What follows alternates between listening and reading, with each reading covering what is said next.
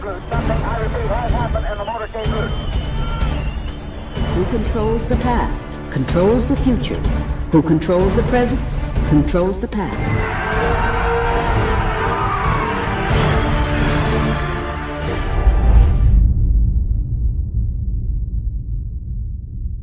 Welcome to the INFOWARS Nightly News. I'm David Knight. It's Monday, June 8th, 2015. Here are our top stories. Tonight, checkpoints, harassment, and Cobra Commandos. This isn't your granddaddy smoke-filled room. This is Bilderberg 2015.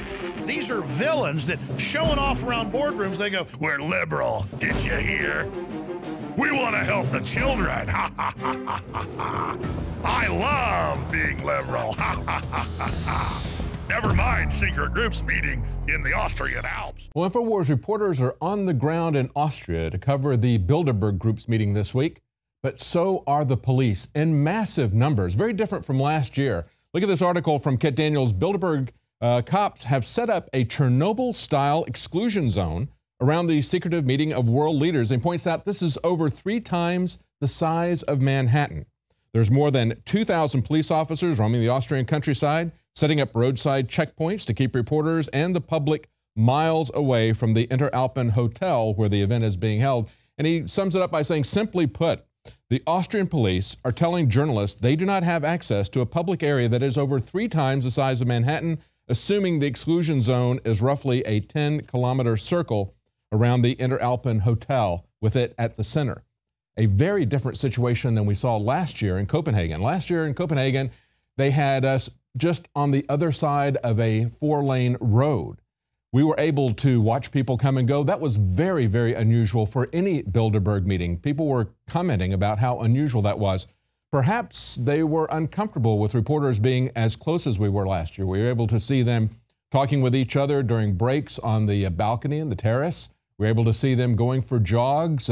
This year, they have people back miles away, and the Austrian police are very in your face, as we saw from the reports of Rob Dew and Josh Owens this afternoon. It may also have something to do with some secret visitors that may be coming to see them. We have an official list up on INFOWARS right now, the full attendee list, they say, and the agenda, the official list from Bilderberg. But of course, this is a secretive group. You don't expect them to be very candid about what they're doing. They're telling us that they're going to be talking about globalization. Really? Globalization? As Charlie Skelton, one of the reporters for The Guardian, who always covers Bilderberg, says, as if anything they've ever discussed could be put under that heading. Of course, that's all that they do is talk about globalization. They're also going to be talking, though, about U.S. elections. They make that very clear. The people that are going to be there, of course, are people like Ed Balls. We saw him last year as he was pulling out his suitcase full of documents. But of course, Bilderberg says there's no minutes taken, there's no reports written, no policy statements are issued. Yeah, they're not going to tell us what they do there, but believe me, they are taking in a lot of information. Ed Balls was the highest-ranking official to lose his seat in this last election in the UK. He had been Shadow Secretary of the Exchequer, essentially the position of Secretary of the Treasury here in the United States for the opposition. They say that they're going to be operating, of course, under Chatham House rules. That's a special set of rules that they've created for themselves. That's something that came out of England. Of course, we have something in the U.S. called the Logan Act, but you know, we kind of have a moratorium right now on enforcing laws against elite corporations and U.S. government officials for the time being. But that's going to come back. We're going to see that that's going to come back. Now, looking at some of the other people on the list, of course, we see David Petraeus. This will be, I think, his 3rd in a row where he's going. Of course, Henry Kissinger, the perennial, Princess Beatrice. We also have people from HSBC and Goldman Sachs. All the banks are there, as well as the media. I guess the banks are there just to show that there's no hard feelings after having been hit for kind of a slap on the wrist fines for some of the largest riggings of markets, pretty much every market, everywhere. HSBC, of course, with multiple people here at the Bilderberg, they've been convicted multiple times of doing money laundering for drug dealers, drug cartels, as well as terrorist groups. We also have another interesting group of people there, and that's the ones from Google this year. There's an article up on INFOWARS from Paul Joseph Watson. Google executive behind the ingestible ID chips is going to be attending Bilderberg this year. She's one of 3 executives from Google that will be there this year. She is a former DARPA director. That should raise some eyebrows because there's been a lot of acquisitions that indicate that Google may be moving into a full-out military industrial complex posturing. We saw after the DARPA robotics contest last year that they acquired all of the most promising corporations that were involved in that. They were brought in, and of course, besides Eric Schmidt, who is the CEO of Google, and this DARPA executive that's their former DARPA executive, they also have Demis Hassabis, who is the vice president for Google DeepMind. This is a artificial intelligence program where they do not program the artificial intelligence, but it learns. So they are creating an artificial intelligence that's capable of learning. Now, going back to this particular ingestible chip idea that comes from this former DARPA personnel, DARPA director actually, now working for Google, the pill has a small chip inside of it with a switch, she said. It also has what amounts to an inside-out potato battery. When you swallow it, the acids in your stomach serve as the electrolyte that powers it up. The switch goes on and off and creates an 18-bit ECG, electroencephalogram. And she says, essentially, your entire body becomes your authentication token. Isn't that special? Now, they point out that the chip has already been approved by the FDA. That also helps you when you have connections in high places where you can make friendly relations at Bilderberg. You can do it in secret. Now, as I mentioned earlier, many people are asking about these connections with the military and Google. One is The Wire's Adam Clark Estes. He says, what in the world does Google have planned that it's hiring military leadership? That's right. What in the world do they have planned? Well, the other aspect, of course, with Bilderberg is the politicians. We just had the G7 that happened in Germany, not far away.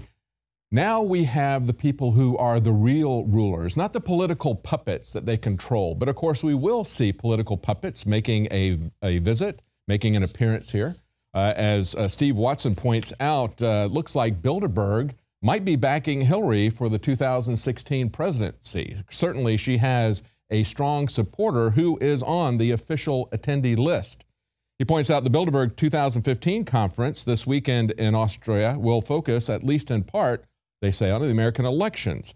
Now, one of the people there is Jim Messina. He was the head of Barack Obama's re-election campaign in 2012, and he's just come back to the United States after leading the deeply unpopular UK Prime Minister David Cameron to a surprise majority victory in British elections. So this is a guy with a very strong track record in getting people elected. Certainly getting David Cameron elected, that was quite a bit of surprise for everyone. He says, I'm coming home tomorrow, he told MSNBC, and it's whatever it will take to get Hillary elected. So that's now his focus after getting an unpopular prime minister re-elected in the UK. Now, Watson points out in his article that in 2008, of course, the Bilderberg Group met with both Clinton and Obama when they had it in Northern Virginia. He points out that in years past, the elitist James A. Johnson had a direct hand in selecting Obama's running mate for the 2008 election, and also selected John Kerry's running mate, John Edwards, in 2004 after Edwards impressed Bilderberg elitists Henry Kissinger and David Rockefeller with a speech that he gave in Italy that year. Now, the question is, of course, Hillary Clinton has her man on the inside, the guy who is dedicated to getting her reelected. How about any of the other politicians? Well, it turns out, just so coincidentally, that Jeb Bush is not going to be very far from where this meeting is going to be taking place. He has scheduled a trip to Europe. As a matter of fact, he's going to be in Berlin tomorrow for 2 days, and that's only about a 2.5-hour plane flight with a commercial flight from that area. So easily he could travel secretly to this meeting. And of course, he has someone on the inside that has a very strong track record as well. Robert Zoellick, who is now the chair of international advisors at Goldman Sachs, is somebody that has a very long history with the Bush family. He's been managing director of Goldman Sachs. He headed a CFR committee back in 2005 on the North American Union. Ted Cruz's wife, Heidi, was part of that organization, that recommendation from the CFR Committee on North America. They recommended a common border around North America. That's what David Petraeus, Bilderberg attendee, has said. That's what comes after America is North America, meaning the North American Union, saying that we're now 20 years into NAFTA. And of course, a recommendation that came out of that CFR committee, chaired by Robert Zelig, with Heidi Cruz as one of the 30 members there, they recommended that there would be a security perimeter around the three countries. And of course, NORTHCOM was created just back in 2002, perhaps for that same purpose. Its jurisdiction is Canada, the U.S., and Mexico. Maybe we should say the former countries of Canada, U.S., and Mexico. Now, Zelig was also the U.S. the Deputy Secretary of State under W. Bush. He was also U.S. Trade Representative under W. Bush, but his history goes back even to George H.W. Bush. He was the counselor of the U.S. Department of State, and he was president of the World Bank. So Jeb Bush is well represented, as well as Hillary Clinton, and of course, he is in the area. We'll be looking for further updates, and we're going to have a lot of reports from our reporters this week in the area.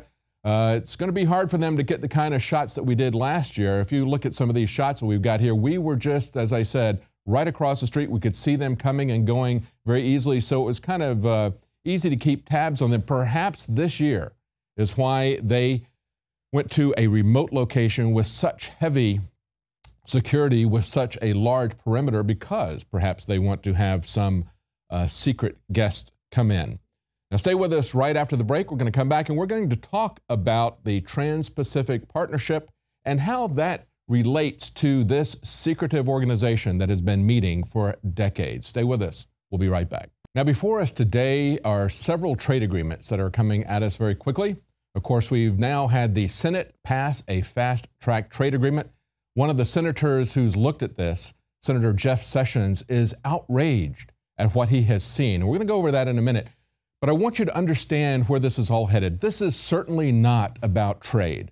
This is about economic and political union. It's about global governance. It was 60 years ago in the same city where the G7 just met that Bilderberg laid down the plans for a unified Europe, talking about how they were going to bring it together economically and then bring it together as a sovereign union. They laid down the plans for the European Union as well as the euro currency.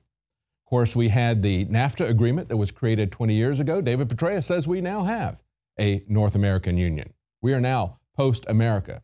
That should explain to a lot of people who are scratching their heads about what's going on at our borders, what is really going on at our borders. As Nancy Pelosi said, we just have two communities that happen to have a border running through it that to them means nothing more than the border that runs between Texas and Oklahoma, for example.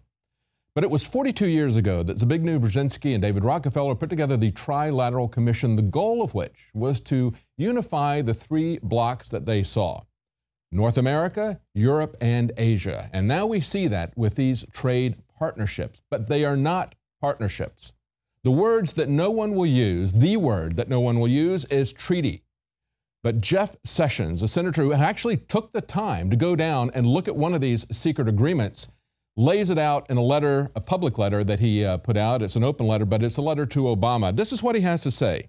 He says, when they passed this fast-track trade agreement, there were some very troubling concessions. He said, these concessions include the power to write legislation, the power to amend legislation, the power to fully consider legislation on the floor. Those have all been abdicated. You understand that?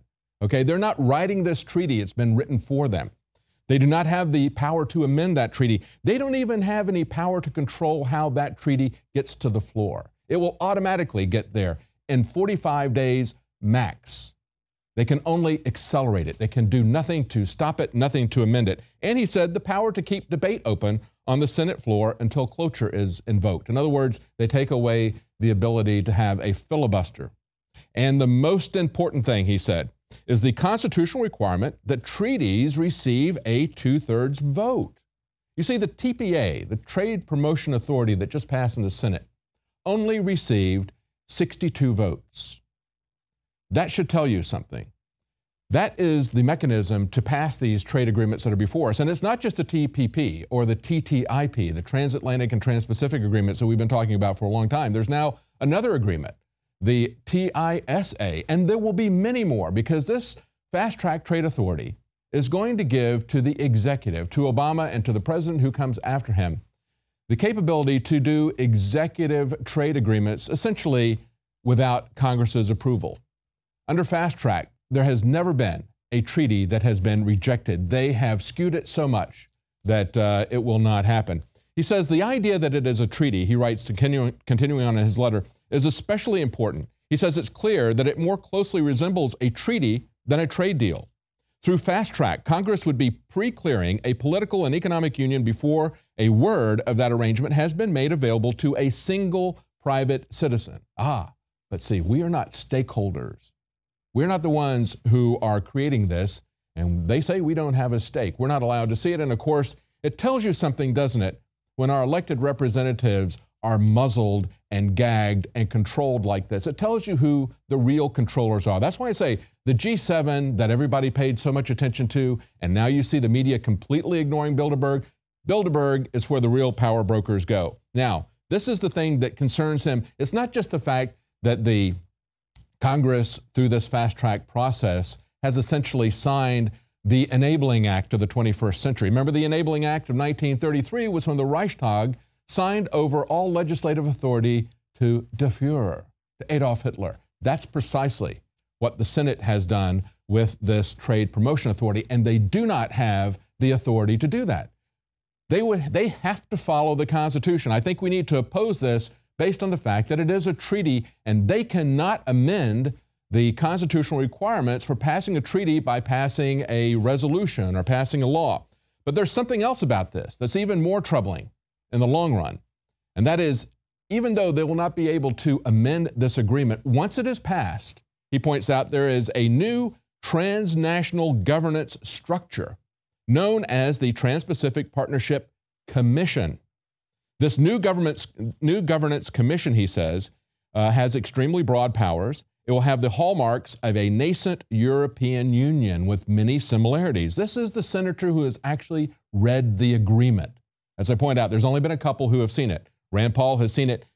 We are getting the most detailed overview of the dangers of this from Senator Sessions that we've seen from anyone so far. He says this new transnational commission, chartered with a living agreement clause, would have the authority to amend the agreement after its adoption to add new members, to issue regulations impacting labor, immigration, environmental, and commercial policy. In other words, our Congress will not be allowed to amend these trade agreements, but once they are passed, this new transnational governance structure called the Trans-Pacific Partnership Commission will be able to change it at will, including other countries like China. We're told this has to be done as a block against China.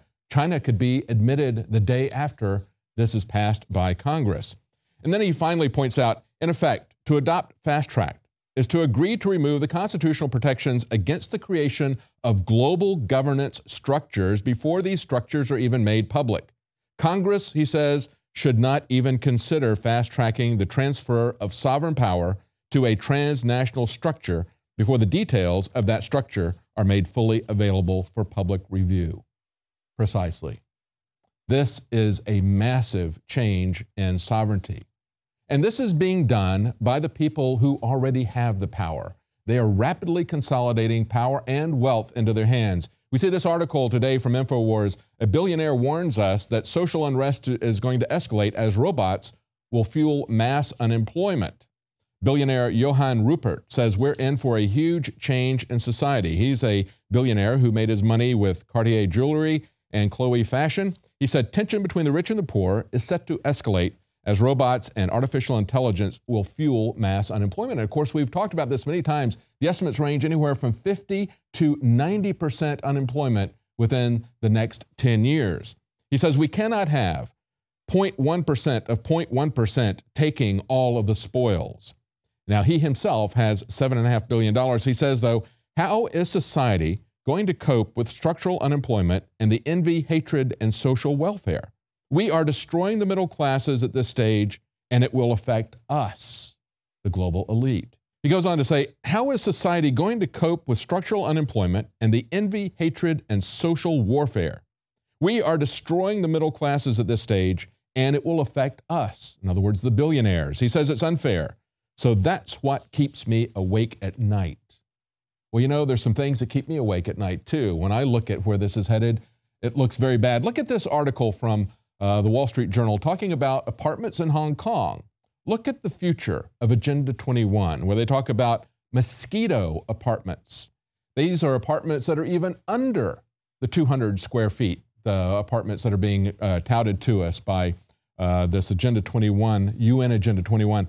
Here's a case in Hong Kong. Of course, this is the worst case scenario, a highly populated city with very little land, but that's precisely what they're going to create with Agenda 21, making most of the land off limits to people, crowding us into a high density population as we see in Hong Kong.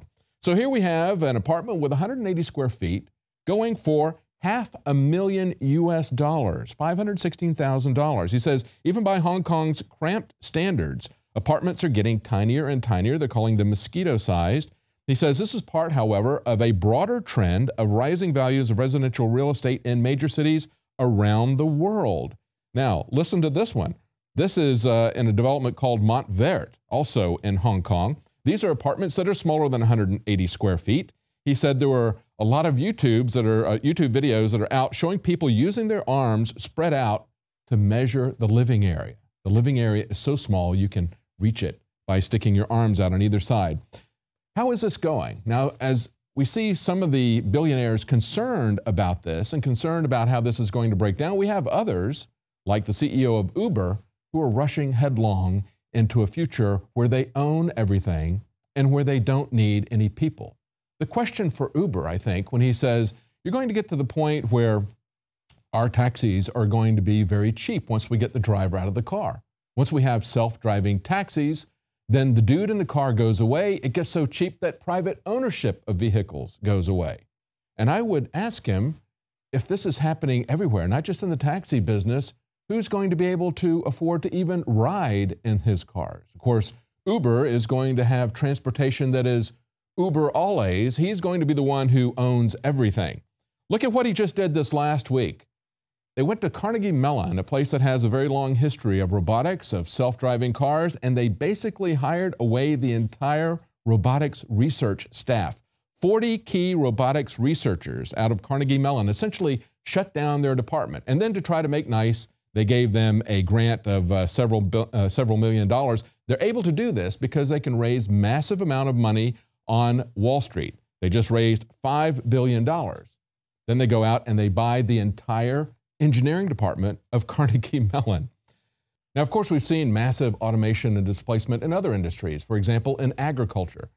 Nevertheless, what is fundamentally different about this is not only the attitude of the corporate elite, like the CEO of Uber, but also the idea that it isn't just going to be the transportation workers who are losing their jobs, it's going to be everyone. And if we look at the impact of these trade treaties that are coming up before us, we see that it's going to affect not only jobs, but it's going to affect privacy, information, it's going to affect our medicine, our food, as well as setting up the corporations, the multinational corporations, to be on a level that is equivalent to our governments. With more details on how this looks with the Trans-Pacific Partnership, here's a report from John Bound. The Trans-Pacific Partnership trade package is beginning to unravel, with more prominent voices slamming President Obama and the Republican leadership over the secretive deal that threatens to cost American jobs and hand big corporations new powers that would violate national sovereignty. House Majority Whip Representative Steve Scalise of Louisiana and Rules Committee Chairman Representative Pete Sessions of Texas refused to reveal to Breitbart whether they had read the TPP agreement, but still said they would support the Trade Promotion Authority and allow President Barack Obama to fast-track the TPP. Lawmakers claim that TPA is separate from TPP and that they will review the final TPP agreement before it is considered by Congress. However, as Matthew Boyle explains, this explanation doesn't wash. A vote for the TPA is a de facto green light for the TPP, since there is essentially no way to halt a trade deal once it has been fast-tracked. Boyle writes, since Fast Track was created in the Richard Nixon administration, not one trade deal that started on Fast Track has been thwarted. As such, a vote for TPA is a vote for TPP. since passing TPA will all but guarantee the successful passage of TPP. Senator Marco Rubio, Senator Lindsey Graham, and Representative John Boehner are also refusing to reveal if they have visited the secret room to read the controversial TPP document, although all three are set to vote for the TPA. Daniel Horowitz, senior editor of the Conservative Review, writes, "It is unforgivable for the Republican majority to shirk its congressional duty and refuse to read the text of a bill that will give Obama unprecedented authority over our economy. Passing a bill in order to find out what's in it is what placed the Pelosi Congress in the ash heap of history. It's not an auspicious path for ambitious politicians." The Washington Post reports the push from the president included direct calls to lawmakers, interviews with television stations in key states, and plans to bring several Democrats aboard Air Force One with him. Meanwhile, despite claims that climate change mandates would not be a part of TPP, President Obama admitted during an NPR interview on Wednesday that this would indeed be the case. By passing such mandates via the TPP, Obama could sneak through draconian climate regulations under the radar, knowing that they would almost certainly be rejected by Congress on their own. This would satisfy calls by the likes of French Foreign Minister Laurent Fabius, a Bilderberg member, to enforce the new rules via global treaties to cut Congress out of the equation. Obama will attend a summit in Paris in December to negotiate a climate agreement. Howard Richman writes, "Obama would not need to get Congress to approve the unfair climate change treaty terms that he negotiates. Instead, he could get the commission set up by the Trans-Pacific Partnership Agreement to add those terms to the Trans-Pacific Partnership. After that, the investor-state dispute settlement provisions set up by that agreement could enforce Obama's terms through the threat of multi-billion-dollar fines upon the U.S. government." Physicians are rallying as they become increasingly concerned about the passage of TPP. Prescription drug costs could waylay the affordability of biologics and thousands of prescription drugs by drastically altering intellectual property protections. Under the TPP, corporations could sue countries for restricting their products due to legislation brought to fruition by their own government policies. The investor-state dispute settlement portion of the TPP gives the upper hand. Legislative bodies would only act as advisory boards to the ruling corporocratic governments. Most recently, the World Trade Organization Tribunal ruled against the United States in a NAFTA suit brought by Canada and Mexico that claimed the U.S. country of origin labeling law, which requires foreign meat to be labeled as such, is an unfair and illegal trade practice. The WTO's May 18th ruling was the fourth time in 3 years that the global court had ruled against Cool, even though U.S. courts had ruled that Cool is legal. Faced with WTO penalties and threats of retaliation, the U.S. Congress is now considering repeal of Cool, and American consumers may soon lose the ability to discover if the meat at the grocery store or restaurant is U.S. raised or from Mexico, Brazil, or China. Critics of the TPP assert that the trade deal will cost American jobs and give huge corporations the power to change U.S. laws. John Bound for INFOWARS.com. Now, there's two sides to medical tyranny. We're now looking at mandatory vaccines that remove our informed consent, but the other side of that is prohibiting us from taking alternative medicine that is safe and effective, medicine that we choose to take. That's the other way they can remove your consent. Of course, it's all being done for a medical cabal. The big pharmaceutical companies, the AMA, they're shutting it down. Now we see, of course, the tool that they use is the FDA, and they are coming after osteopaths. We see that the U.S. Food and Drug Administration is taking a look at alternative medicine and quote-unquote natural cures. Without your comments, they could soon be unavailable.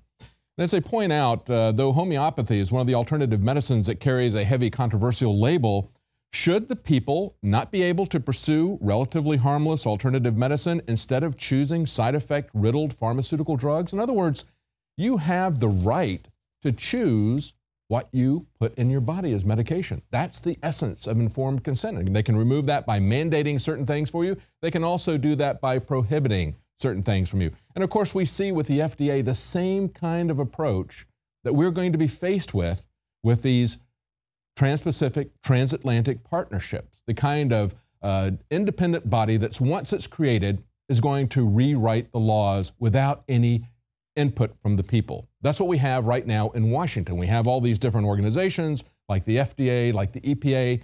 They write new rules and regulations prohibiting outdoor barbecues or fireplaces, whatever it is of the week that they want to prohibit.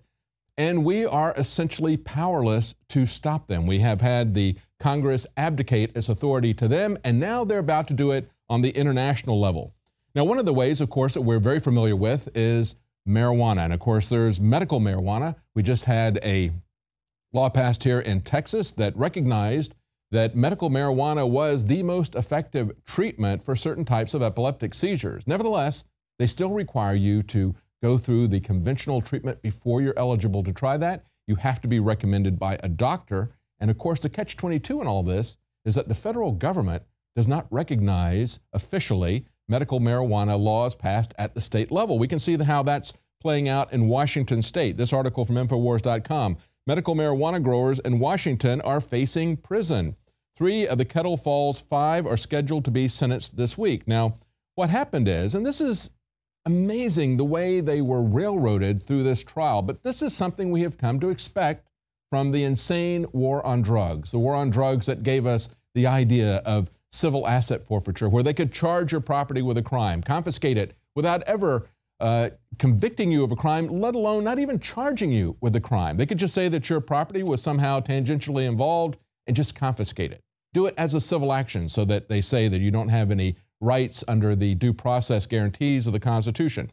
In this particular case, what they did was during the trial at a federal courthouse in Spokane last March, the defendants were not allowed to explain why they were openly growing marijuana on a plot in a rural northeastern Washington marked by a big green cross visible from the air. So they're doing it in the open. They mark it with a great big green cross, but no, they were not allowed to explain what was going on to it. According to the pretrial ruling, it was irrelevant that they were using marijuana for medical purposes as permitted by state law. See, they were in compliance with state law, but the feds were the ones who came after them.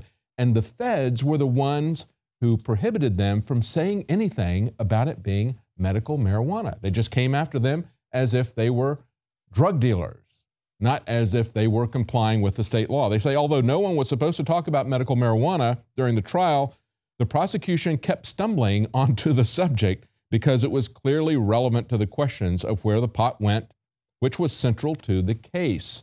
Now it is coming into the sentencing phase. Hopefully the truth will come out, but we're seeing this happening not only in Washington state, we're seeing it happen in many other states where they pass state laws saying that medical marijuana is legal, then they come in and arrest the people or send them to jail or do what they did in Michigan. Here's a story from the Washington Post. Why armed drug cops took every belonging from a Michigan soccer mom. They say, after they breached my door at gunpoint with masks, she said, they proceeded to take every belonging in my house. And when I say every belonging, I mean every belonging.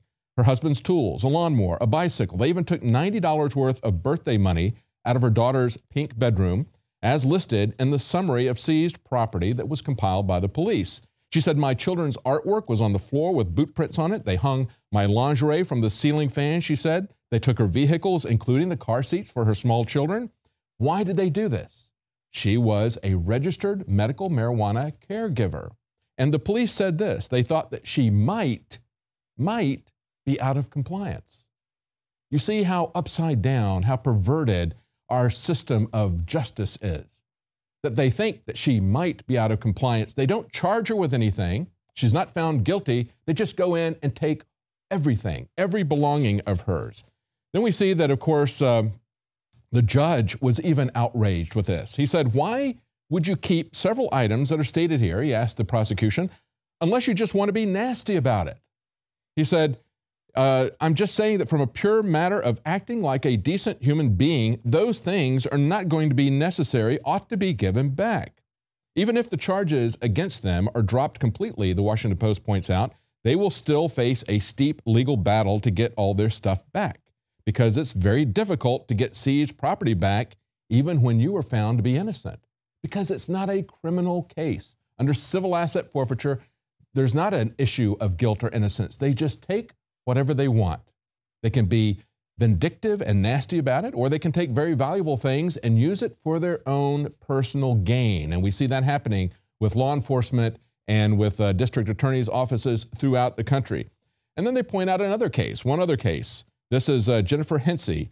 Like Annette Chatuk, Hensey is a self-described soccer mom and also a registered medical marijuana caregiver. She says they took everything from her as well, the TVs, the kids' phones, ladders. She was initially charged with 2 marijuana-related offenses, but the charges were dismissed by the judge. She was very happy about it. She drove to the county prosecutor's office to see about getting her belongings back, but the county said they're going to be keeping all that. Quote, the prosecutor came out to me and said, well, I can still beat you in civil court. Yeah, when we have a situation where inanimate objects are charged with crimes, it's such an upside-down situation, you certainly can. Take a look at this next story and ask yourself, who is the real stormtrooper? We've got a guy who is dressed up like a stormtrooper out of Star Wars, and he's in Massachusetts. He's walking along, going to a friend's house. He happens to walk in front of a school, and it creates a panic event. George Cross, 40, of Lynn, Massachusetts, was arrested. The principal thought that the gun was a toy, but he said, you can never be too safe. You know what? You can be too safe. This is a good example of being too safe. You can create so much security that you turn our society into a maximum security prison. That's what a prison is. It's maximum security. He was dressed as a Star Wars character. He was carrying a blaster, they say. And they point out that he said, I thought it was a costume. I was walking through the neighborhood. I was just showing friends, all that. He says, all of a sudden, the police show up and they take him down. They say, the way things are today, you just can't have that. That's the excuse from the principal. That's the excuse from the police. The police report said the principal realized the gun was plastic, but as I said before, you can never be too safe.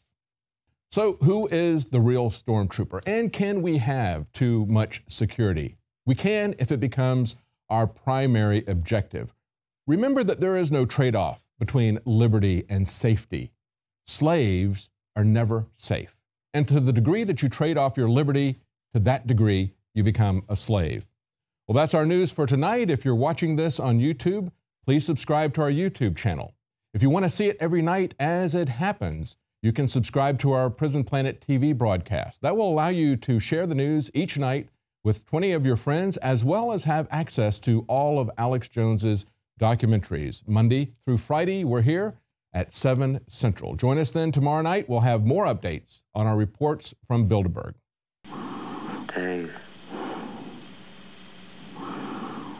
my mind is going. I can feel it.